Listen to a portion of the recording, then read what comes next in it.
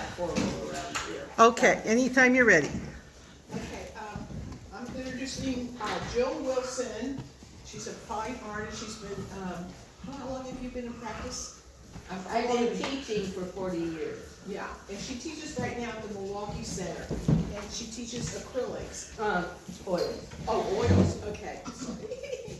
And today she's gonna do a method that actually Rembrandt did, and his oils in the 1800s. So she's gonna show the procedure on how to do that technique when you're oil painting. Or can you use that on other mediums too? I have no idea. You can't use it in watercolor because it's backward in water. Uh-huh. So, And what is the name of it again? It's called. Chaiscurro. Yeah. I have, yeah, I may not even be pronouncing it correctly, but that's what we'll call it today. So she's gonna show the technique. Oh, there isn't anything. The reason I didn't have the correct word in the beginning is because my mom actually taught it to me, what this technique, and she was taking a class at the community college. It was a, never mind. It was a true college class. It wasn't community education, which is what I do. Actually, teach more than what I learned in college. But this is a very large painting. It's 22 by 36, I think. It's hanging in my living room, I should know. But this is what they were doing in that class. And it was, they had a live model. So they had short increments of time to actually paint because a model can only sit just so long, and besides that, they get paid by the hour. And I think she must have missed the full name of what she was doing, because when she described it to me, she just called it a Chaiscurro. So that's what I have been saying since then, which is 40 years. And I must say, this is much more beautiful than it looks here. That their printer at the Office Depot, whatever that is, prints too yellow, and I told them they needed to reboot their colors. These are, this is one that I did. It's a miniature. It's 5 by 7, and I did it with the Chaiscurro, and he's adorable. It was a painting my mom did, was a fairly large one that she had hanging in her home, and my sister got it when Mom passed, and because she had her name on it.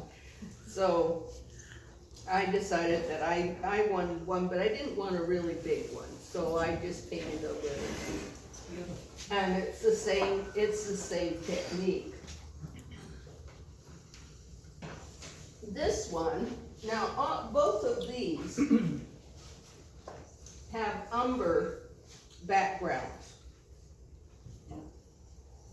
That's the paint, that's what this is umber. Now, I was curious to see if a different color could be used. And so I did this one.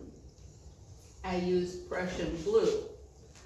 Not as wonderful as umber. Prussian blue is a very staining color. And so it's harder to do this technique. But it did turn out. And I don't feel like I have to apologize for it. It hangs in my living room as well. It's, yeah. But yeah, the blue does work. I think if I was going to do it again, I would try indigo rather than Prussian blue, because for the background, it isn't light here, that's just what the camera did. But, what I had to do for the background, because the Prussian blue, while it's really dark, it needs to be toned unblue a little bit, so I put a little bit of umber in it. And so, anyway, those are examples of. Could you explain a little bit about I've never heard of this technique. Can you explain? Well, I'm gonna show. Okay. That's easier. So, having a dark background, now this is one that I did a demonstration in my class for, it isn't what I consider finished, but that's what you can do in 2 hours.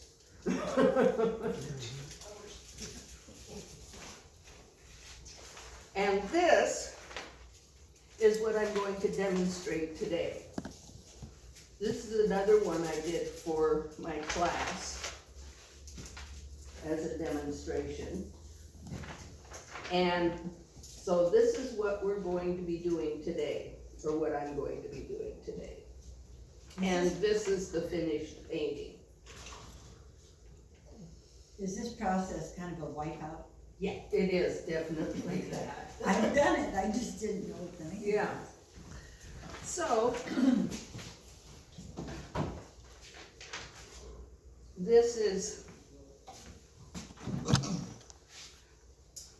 are the tools you need.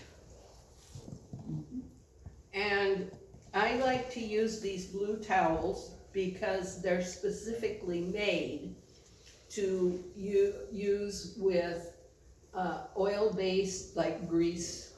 They're carved. Yeah. For grease and solvents. You get it like at Harbor Freight or? I get them at almost any place that has carved. Costco often has them in their Costco has them, automobile. you know, In the automobile section? not 4 or 5 in a pack. But you can find them in single things too, so. I don't know. Anyway, this is the brush that I used to paint this, picture, or this canvas. And that's wet oil, right? This is thin. Just recently. Oh, thinner. The oil, yes, I don't use acrylics. I use acrylic for, craft projects. I'm gonna put gloves on because this gets really messy. And I don't generally do it vertically. When I'm doing it at home, I do it on a flat surface. Well, wouldn't acrylics dry too fast to do I this? think so. Yeah. I don't know, they've got new product that goes with acrylic that, extends the drying time. I have seen, They're gel extenders. Gel extenders. I have seen,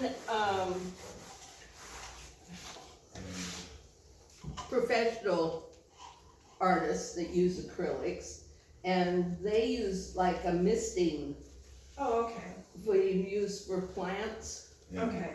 a misting thing, and they keep it moist. Oh, okay. So, this is,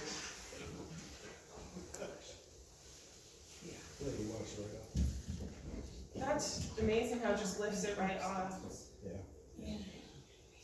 And Yeah. Does she tell me? If it starts to polymerize, forget it. Is that turpentine or? this is thinner, Okay. Like terpenoid or one of those. yeah, it's odorless thinner. Yeah. Should we shift some chairs over to the other side? Yeah.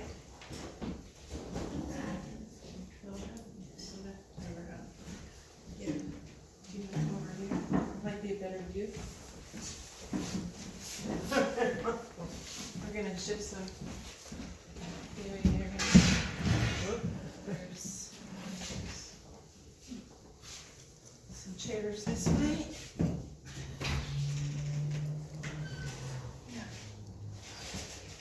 Now, when you've got larger areas,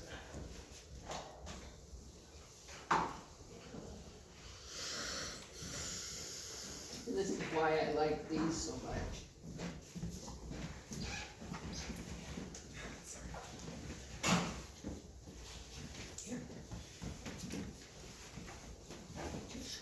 Oh. I can see.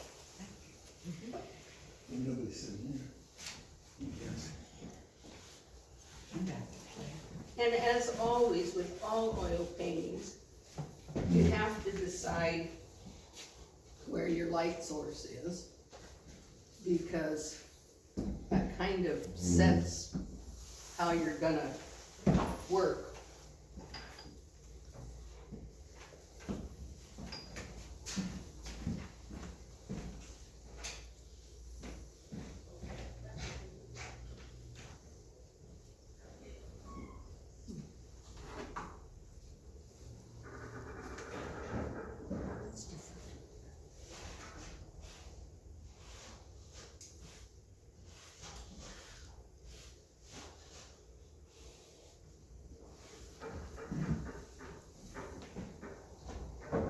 Is that a book?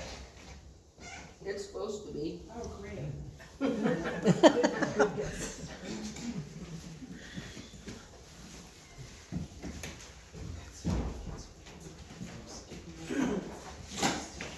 Well, Second.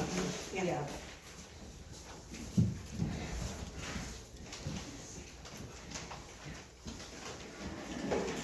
and the great thing about this is if you don't like something that you've just done, you've already got a brush in your hand.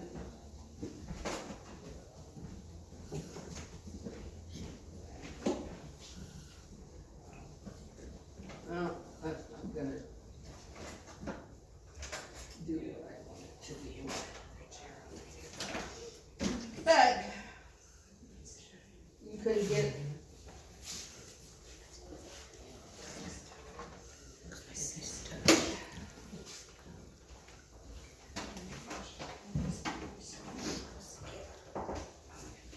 and bring a towel with me. Probably should have done that. Do you want a plate? No, I'm cool. Okay.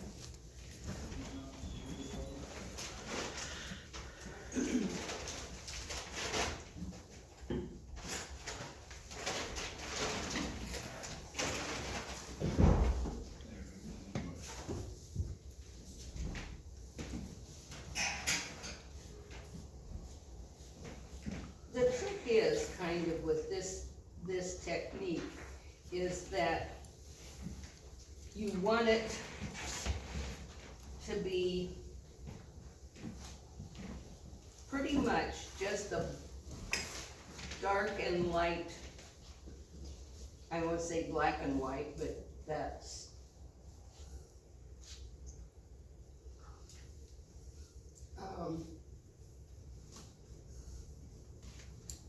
version of what you're gonna paint. What else would you like to see in here? A glass. Yeah, glass. Well, let's put him up here.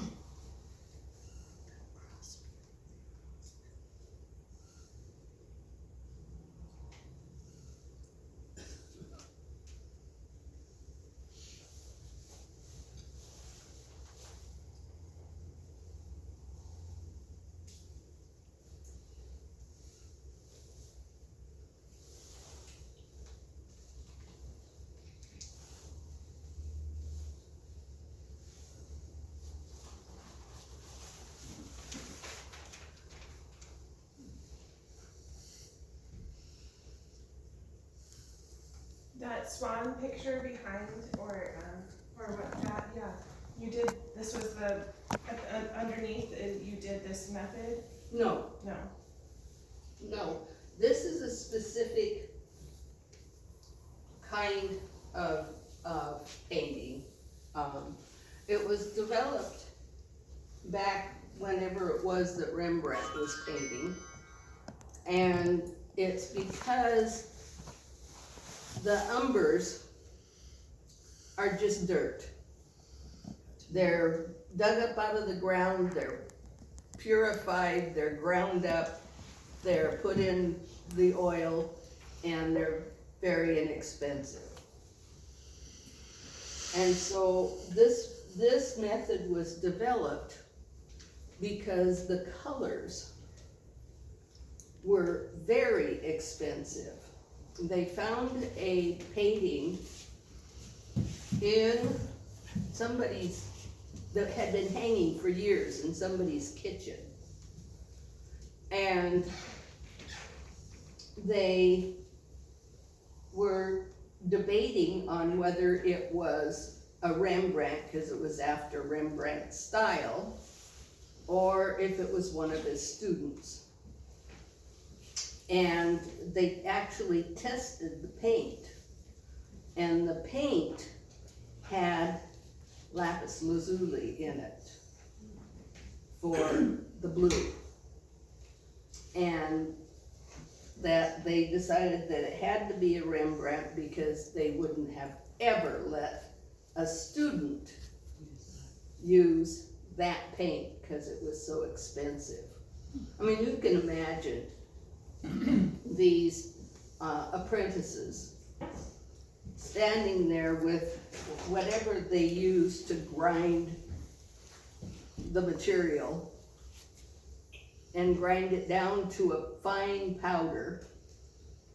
They had to actually make their paint. I mean, they got the raw materials, I don't know where, how, but they would get the raw materials, and then they would have apprentices doing the work. That's why you got a good benefactor, is because if you painted their children and made their wives look good, then they'd set you up with a studio and you'd have apprentices to do the grunt work, and then you'd have, you know, the resources. And so this, straight line, Joe. Anyway, this is the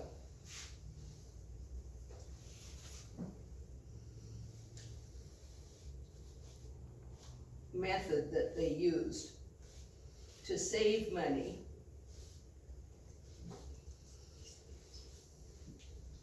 And I think one of his, I don't know, there is a picture of a family, a painting of a family. And there's a little girl in a silk dress and a dog, and then the rest of the family kind of sitting behind. And this is the method that was used on that one. Now, I'm not sure that was a Rembrandt, but that's what you do when you have a benefactor, is you do paint what he wants you to paint, or she. And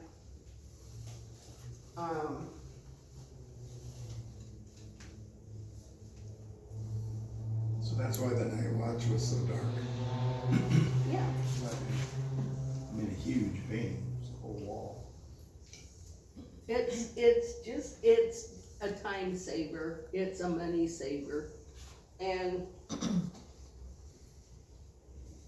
if you're like me, and you can draw better with a brush than you can with a pencil, I get kind of spastic with pencils, 'cause pencils equate with, arithmetic, Yeah. Pressing hard and. good, Didn't know anything about that. good grammar. Except for this last. Well, and I went to school with a young man. I've seen some of his paintings since. He has been working out of Hawaii for years. I don't know if he's still going because we're all getting to that age. But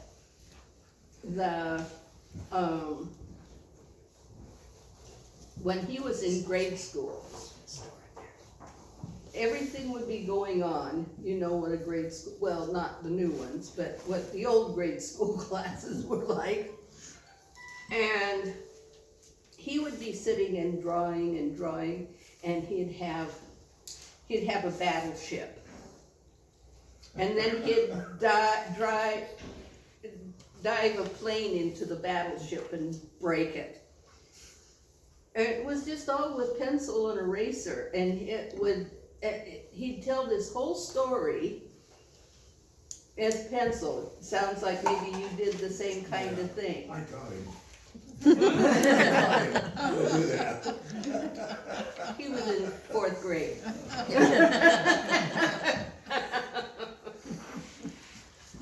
Anyway, he was hired directly out of high school to illustrate medical journals, not books, textbooks.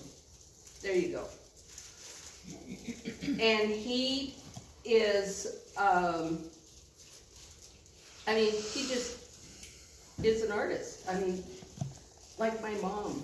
My mom was an artist in all capital letters. I'm an artist with a capital A. I've got more knowledge than I have actual talent. I can do, but I can't as she did. She was phenomenal. She did things that she had from grade school that I couldn't probably have done in high school. She was just one of those people.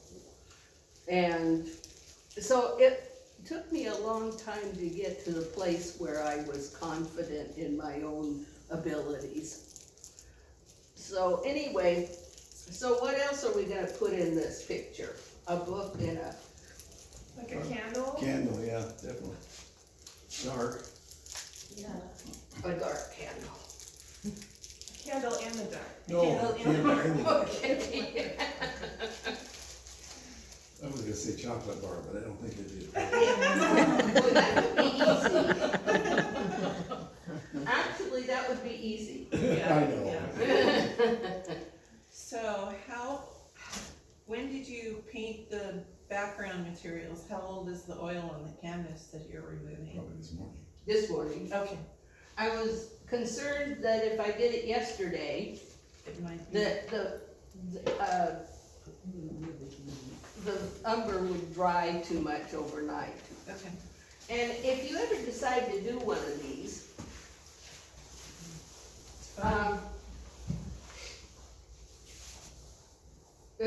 and it's a canvas this size, if you have your design figured out what you want, then you can just paint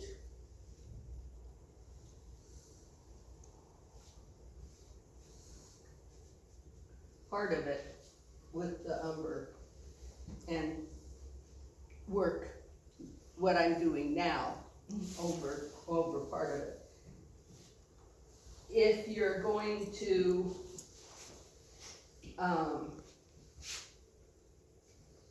do it on a big canvas, you'd be surprised how fast it goes. And then you can,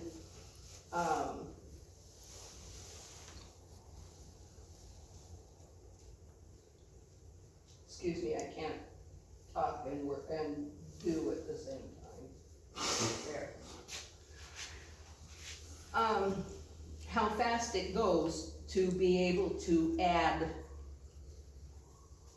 more brown and then work some more, but I'm getting directed.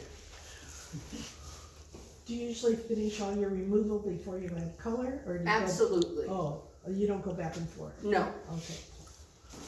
I don't really want to smear the umber in, because it's wet.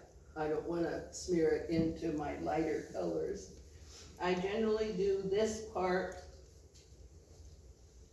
and then leave it for a day, overnight, whatever. And then I can go to the colors. That's what I did on this one. I didn't have to do it on this one. But I did on this one, cause it was a larger canvas. So, okay. Somehow I wanna put a flower in here. Sure. You could even have a table.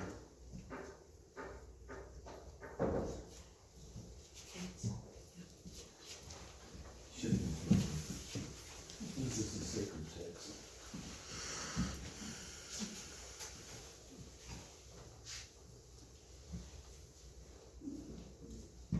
What kind of flower? Don't say rose. Tulip. Do Chrysanthemum. you like tulips? I can do tulips. I thought about a rose. I've done a miniature rose before, but I did a demo in class one day, just tiny. And,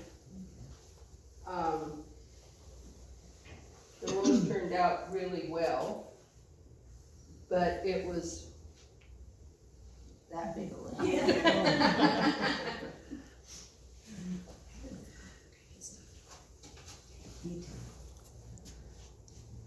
Can you step forward just a bit? Oh. Oh, this way? Yeah, there we go. Ah, Yeah, that's-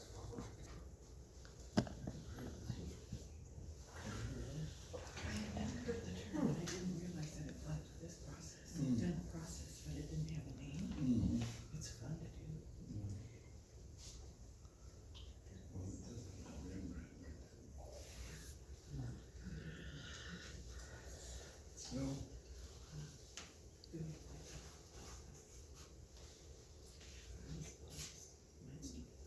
Now, if this was one that I was going to go all the way to finish, I would be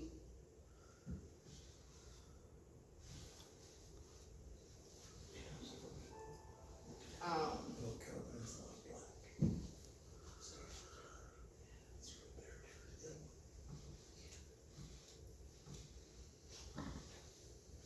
there. Jean's complexion.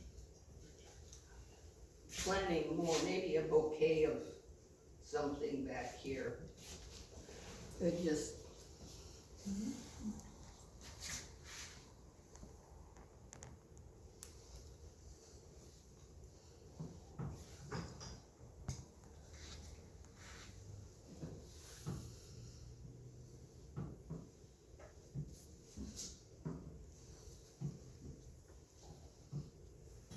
Tulip was a good idea. I was thinking of two stained glass windows. Two arch stained glass windows, I don't know why.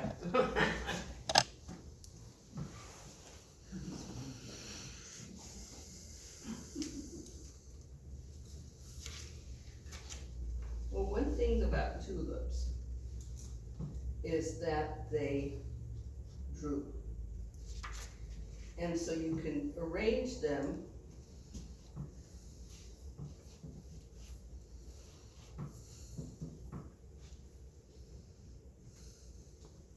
And they don't all have to be upright. They can be droopy.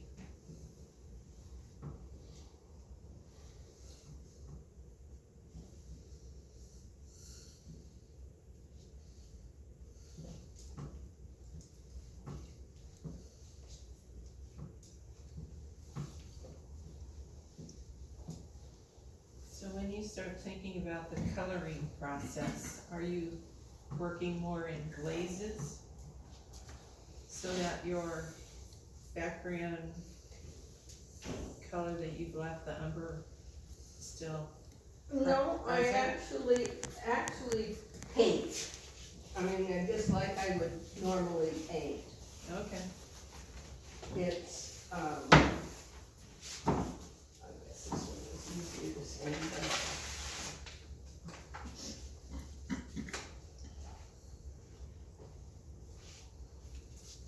and you can do anything you want with the background when you're done.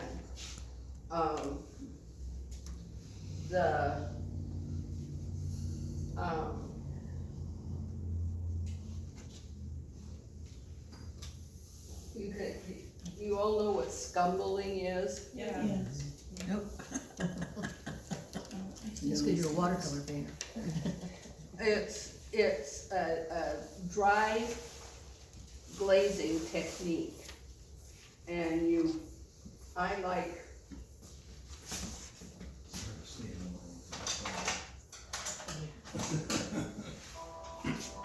a stubby brush like this with stubby bristles, because you should come in and just scrub color. And you don't thin the paint, you just use it right off your palette and scrub it into the background. Does that explain it?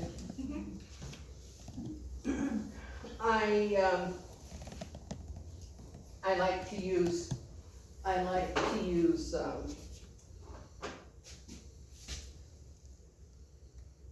that for changing the background values and colors if I feel like I need it.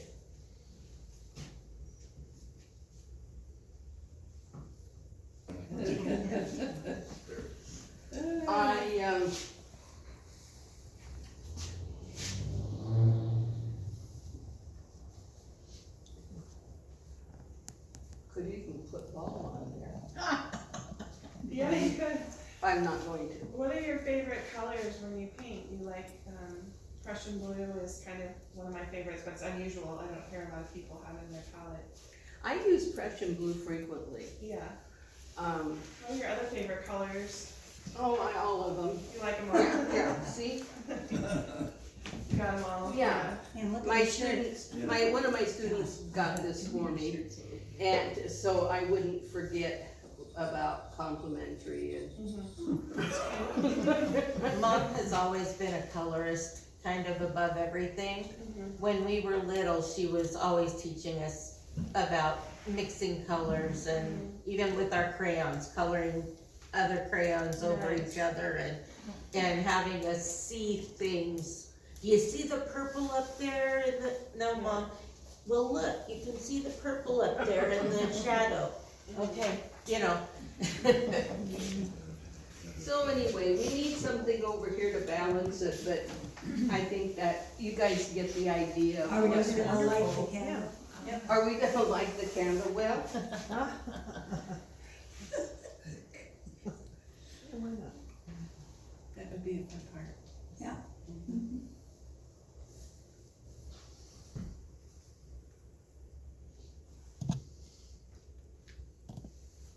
Gives it some atmosphere for sure. Have a candle lit. Yeah. That's not bad. Very good. and always remember that the flame on the candle is darker at the bottom than it is at the top.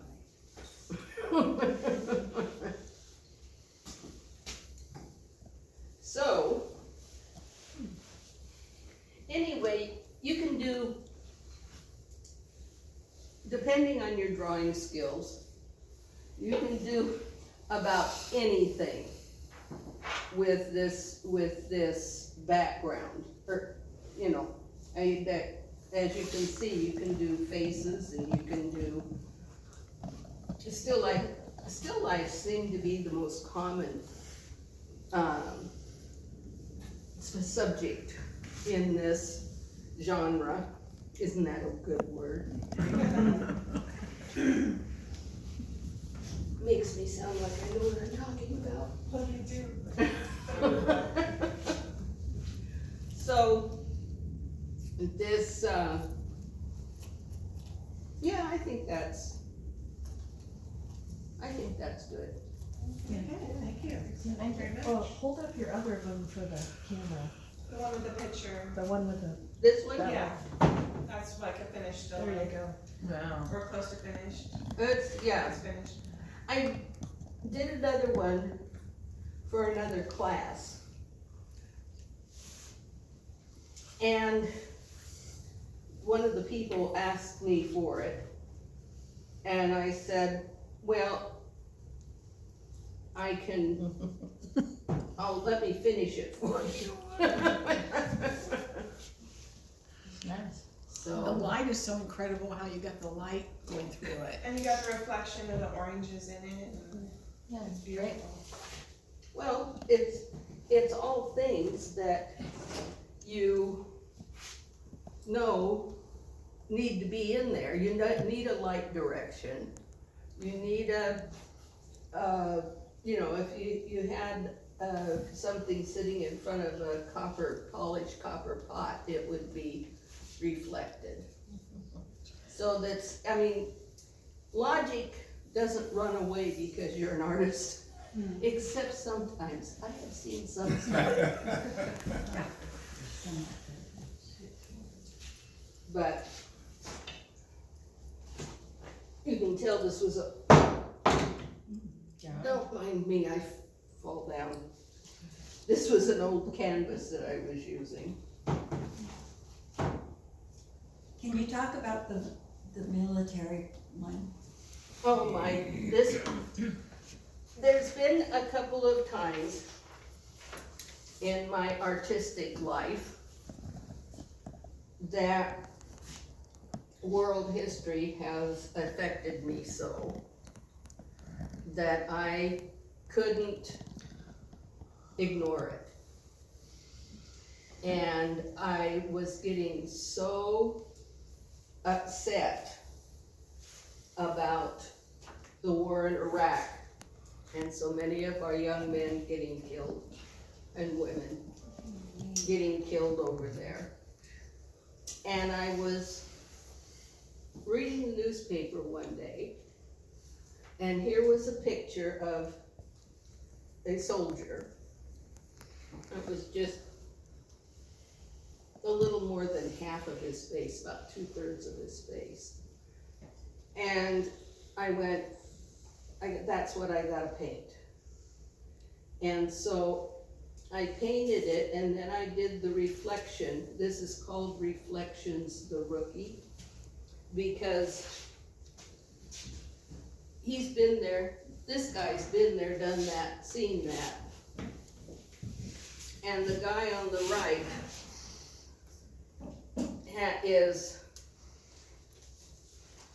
this is really like his first encounter with this kind of mayhem. And so I just made up the rest of the picture. On the side. He's obviously an IED, he's an IED or something. Something. Yeah. He's writing it deeper Yeah, on V or something. yeah. Very touching. And the thing Is really awesome too. the thing that I was worried about most in that painting is the explosion. And then I saw on the news quite some time later, actually one of these exploding. And I'd gotten it right. So that was it, you know, I have another one, a big one that I did that was the aftermath of 9/11. When after all the buildings had fallen, there was just those girders sticking up, and then the firemen raising the flag. And I was like, it affected me so much internally that I had to paint it. And I was just mashing together the different pictures of what was on TV of the aftermath. And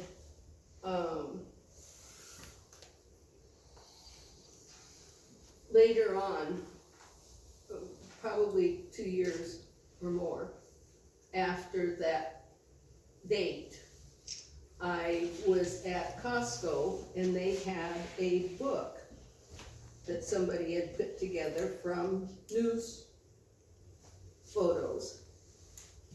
And as I turned the pages, here was my paintings. In different pictures, but I had coalesced them all into one design. And I couldn't do it anymore. I closed the book because it was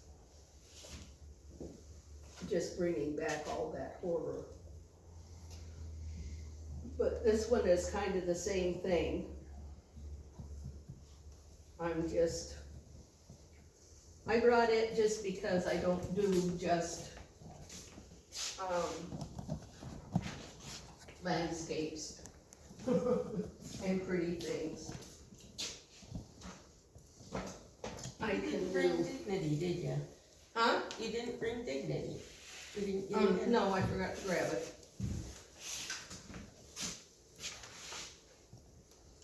But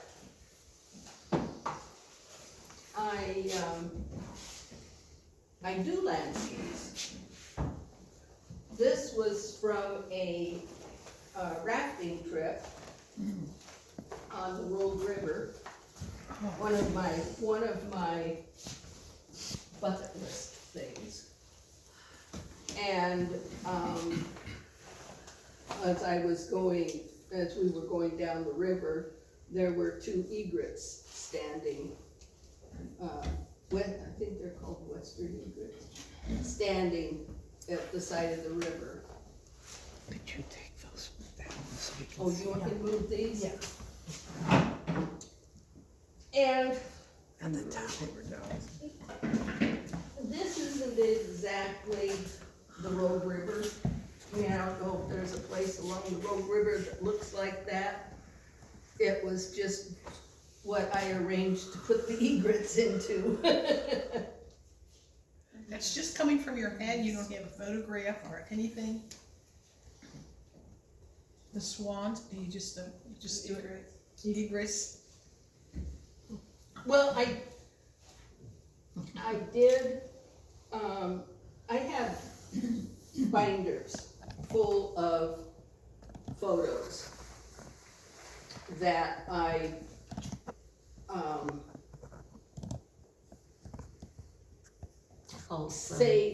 save to use for reference.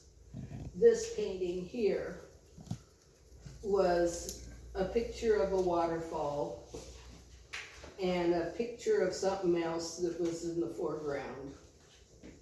And then a picture of, what do you call it?